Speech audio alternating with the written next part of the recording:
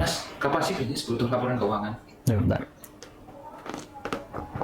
Jadi gini, memang nggak semua bisnis sih butuh laporan keuangan, tapi bisnis yang kita lihat nih yang besar-besar, yang udah skalanya gede, multinasional pun, kayaknya nggak ada deh yang nggak punya laporan keuangan. Kenapa seperti itu? Alasannya karena bisnis di awal kita memulai, itu nggak butuh-butuh amat memang laporan keuangan. Kenapa? Kita harus fokus ke how to sell-nya dulu, kita harus jualan nih. Soalnya kalau kita nggak bikin sistem penjualan yang proven, nggak ada uang yang masuk. Nah, laporan keuangan buat apa? Nggak ada uang yang kita kelola nih. Tapi, kalau teman-teman di sini udah mulai berkembang, udah mulai oke nih bisnisnya, penjualan udah clear, terus kita secara produk juga udah mulai banyak yang dikelola, dan juga skala bisnis kita juga udah mulai meluas. Ada banyak hal yang perlu dikontrol, dan banyak pengambilan keputusan yang butuh disupport dengan data yang valid. Nah, pada saat ini teman-teman butuh yang namanya laporan keuangan. Kenapa? Karena minimal di laporan keuangan yang standar, ada laporan laba rugi, kita tahu profitnya berapa nih. Ada laporan arus kas, kita tahu selama sebulan ini kita profitnya berapa dan menghasilkan kas berapa. Karena nggak mesti profit itu menghasilkan kas. Contoh banyak piutang, nah kayak gitu. Kemudian kita juga butuh laporan neraca nih, tahu posisi aset kita sekarang udah tumbuh berapa. Dan juga aset ini belinya dari mana sih? Dari hutang atau modal kita. Dengan adanya informasi-informasi ini, teman-teman pasti bisa mengambil keputusan yang lebih objektif, karena kan kita juga ada dasarnya bikin laporan keuangan. Coba bayangin kita nggak punya nih, teman-teman sekarang posisi misal omset udah 1 miliar per bulan, kita nggak tahu profitnya berapa, berani nggak nambah karyawan, berani nggak kita beli aset, berani nggak kita nambah anggaran marketing, ya mungkin berani pakai feeling, tapi apakah benar itu akan menunjang bisnis kita dan juga nggak menggerus modal? Nah, pertanyaan di sana. Jadi teman-teman udah tahu belum kapan butuh laporan keuangan?